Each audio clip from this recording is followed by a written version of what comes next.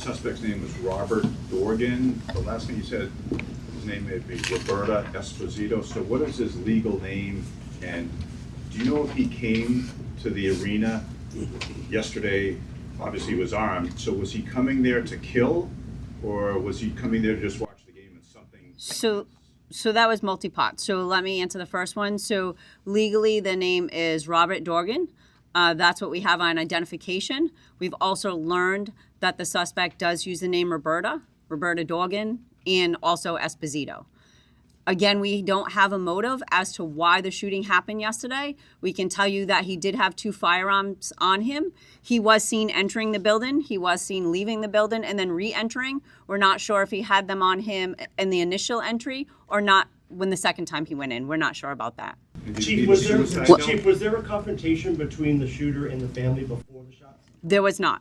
Was there any conversation between them beforehand? So whether that was in person or through messaging before the game, was there any? So what I can say about any conversations with the family, again, is that the family there that was sitting on the bleachers was affected. Some are still in critical care, so we're still gathering that information. From the video, it doesn't appear that there was any conversation or confrontation between the family before the incident happened. Chief, was Robert Dorgan living in Rhode Island? At this time, we have no indication that the suspect was living in Rhode Island. Do you know if the guns were purchased legally, and if so, were they purchased in Rhode Island? So the firearms were purchased legally, and we are investigating that with ATF, and we will release that when we have that information. But at this point, could you let me finish the answer, and then you can ask the next question.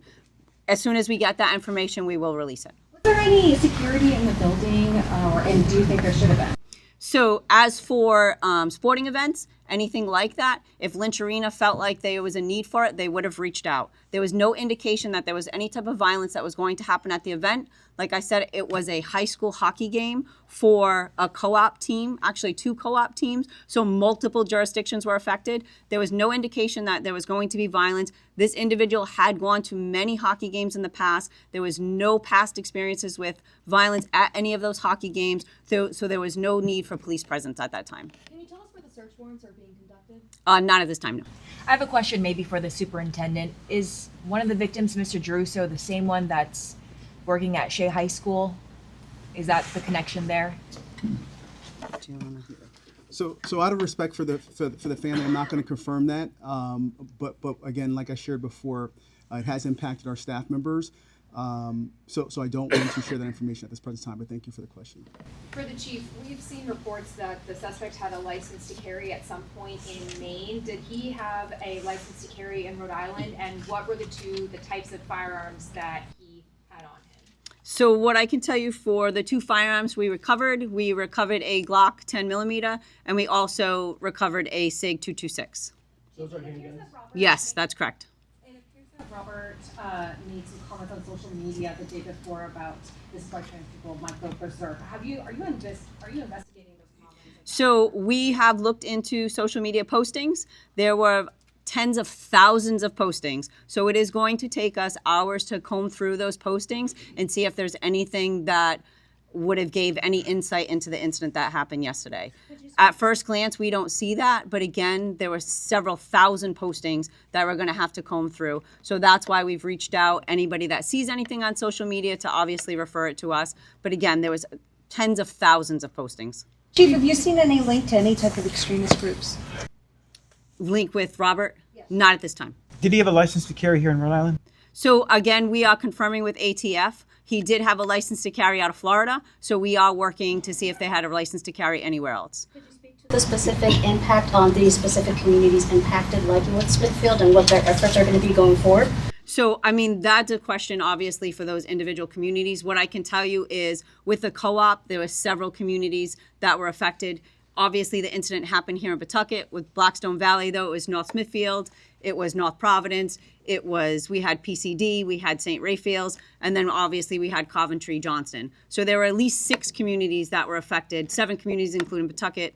So there were, 6 communities, that were involved. And obviously the resources we have, we're working with the Attorney General's office very closely. We also worked with RIPTA last night, who assisted us.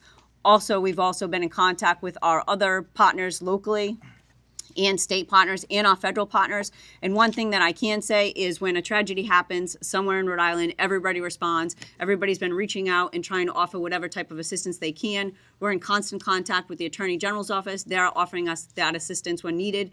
And also what I can say is that during an event like that, it's very important that we come together. It's important that we respect these families and that we offer them the services that they so need. Anybody that was affected yesterday, we do have services set up at 175 Main Street. They can respond to 175 Main Street, and there are services there, or they can be referred if they need other services. But we are offering services right in Pawtucket at 175 Main Street for those families that were affected on the site yesterday. Did the family give any indication how they identified themselves? Was there some sort of transgender process happening? So that really is kind of irrelevant to our investigation at this point. What I can tell you is the identification was in the name of Robert, and then we also know that the suspect went by the name Roberta.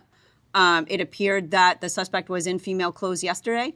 But again, that's nothing that had swayed the investigation one way or another. We're just trying to kind of factually put the pieces together and let that lead us on to obviously why this occurred yesterday.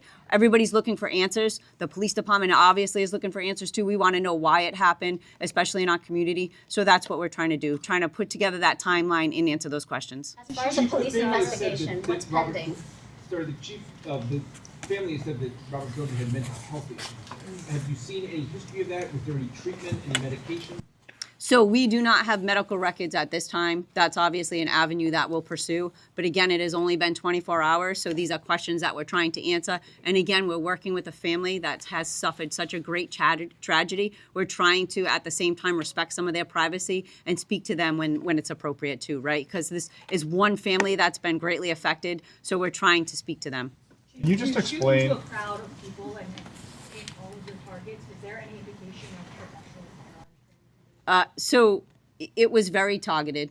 Like I said, and you saw from some of the videos that were put out there, he did approach the family individually and he fired upon the family. As far as the investigation, what else is pending at this point? The investigation is still pending. It's still pending. Yes. Is So there anything specific you can say? we are going to take the leads as they come and we will follow through with them. Like I said, there's thousands of hours of social media that we have to comb through and other resources that we have to look at. And obviously we're talking to people. We talked to hundreds of people yesterday, right? Everybody that was in the rink, we used RIPTA buses to kind of reunite them with their families because obviously when the shooting happened, people were either exiting through both means of egress at the building. There are multiple doors, so everybody was kind of scattering. We tried to reunify them with their families and then bring them to the station, and then we spoke to them individually. We had services on scene yesterday to try to help them through that. Again, we weren't trying to re-traumatize them last night. We were just trying to get the facts, the story. So again, at some point, we're probably going to need to talk to them again. We talked to the people that intervened and assisted with succumbing the suspect. So again, those are people that we're going to follow up with. Is there any plans to release any official video that was taken or live streamed throughout the incident? So the police department would not be releasing video of the incident, the live stream. That was up live stream through Lynch Arena through Live Barn. And again, unfortunately, that was a normal school event that they were live streaming it so that people could enjoy watching their kids play hockey, right? That was the point of it. It was not so that we could kind of put out this tragedy all over social media, right? So I ask that you respect the families that have to relive this. Every time somebody reposts that, these families are being re-traumatized. So I ask that you not do that. But again, the reason for the live stream was that families could actually enjoy their kids playing hockey. Is Dorgan known to police, and has police gone to the house before for previous incidents? So in Pawtucket, he is not known to police. There were some contacts throughout the state, but nothing that would indicate any type of violence. He was certainly traveling throughout the country. Are there any indications, any law enforcement hits in Maine and Florida and other places where he lived? Not that we had that would indicate any type of violence. We are still kind of working with our other partners throughout different states to see what information we can, because like you said, he did travel quite some distance, whether it be to other states. So we are trying to gather all that information. But again, it has only been 24 hours. So we were focusing on Rhode Island to see what kind of information we hit here. And like I said, we are out with our FBI partners right now doing search warrants outside of the state. Chief, did you say that he left in the live stream, did the Good Samaritans tackle Dorgan? So Did they I help can tell him? you that the Good Samaritan stepped in and they were able to overcome the suspect. And at that time, that's when he inflicted the self-inflicted gunshot wound. Chief, did he leave a, do you know if he left a suicide note in any of the residence? Not that we have found at this point. Can you tell us anything about his movements prior to the shooting yesterday? Transit into Rhode Island yesterday, or present in Rhode Island in the hours before? So what I can tell you is that we are establishing a timeline of what led up to the incident. What I can tell you is that we do have the individual at the premises for quite some time before the event, which wasn't unusual. Again, like I said, the person had traveled to watch the son play hockey multiple times, so that wasn't unusual.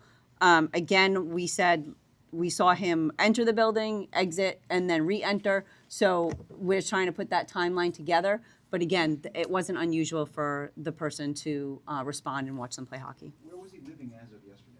So that is what we are trying to confirm at this time, but not a Rhode Island resident. Chief, apart from that there was some incidents, I think, with some family members about 6 years ago, has there been, as far as you know, any contact or any issues with family or anybody else since then? I didn't say that. I'm sorry. I don't know where you got that from. Well, I guess there are court records that he had some run-ins with family members and accused them of assaulting him, including the father-in-law. Not here in Pawtucket. Anything since then? Not here in Pawtucket. So the incidents that I think you're referring to was he was a victim in another community, but nothing that I would say, again, would make us question whether or not he had any violent tendencies. So the report you're speaking to is, again, he was a victim. Aside from the investigation, a lot of questions parents have is what kind of conversations are being had for future games. Games will be going on throughout the year. So is there a plan? Is that something different communities are thinking of right now, or in Pawtucket even? So in Pawtucket, we have a very strong community policing unit. Our community policing unit works very closely with the superintendent's office. We are in constant contact with them. We have individual SROs in our middle schools and in our high schools. We have our CPU offices that attend events. They attend it on their own time. They participate in them. Some of them have even volunteered, coached it in the past. So we are very actively involved in our events and in our youth events within the community here in Pawtucket. And again, the superintendent can attest to that. We have a very good working relationship with the superintendent, and we have a very large community policing unit that is very integrated within the schools. So will they be at games? Once the arena opens up again, there's going to be more stringent measures to ensure that there's no guns in the facility. Am I correct? That'll be a conversation, yes. Can you just talk for a minute? This is the second mass shooting in Rhode Island in 2 months, and that must be horrible to get that phone call. As the police chief, your job is to serve and protect. Can you just take a second and tell us how you're doing and what this is like for you, taking the game face off of the investigation, just as a person, as a parent, as a human being? People are reeling here. So as a parent, obviously that hits very close to home. I have children that have participated in youth sports from a very young age. I've watched live stream. I've watched their sporting events, obviously during COVID for that period of time. So that does hit very close to home.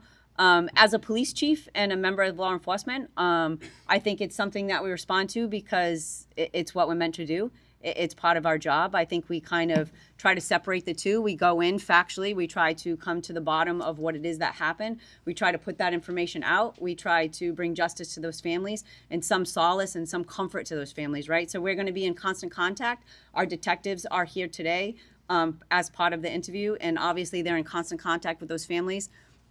It's kind of very hard to separate the two. It's kind of a job that I've been doing for almost 28 years. So I think at this point, any phone call like this is horrific, and I don't want to receive it, and I hope I never receive another one. But I think we're trained to respond to calls of this nature.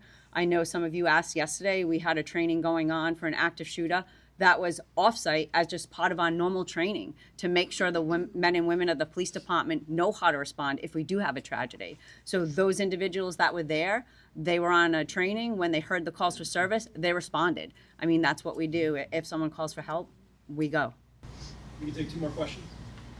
Chief, do you think, did Dorgan say anything? I know there was no confrontation, but did they say anything while they were?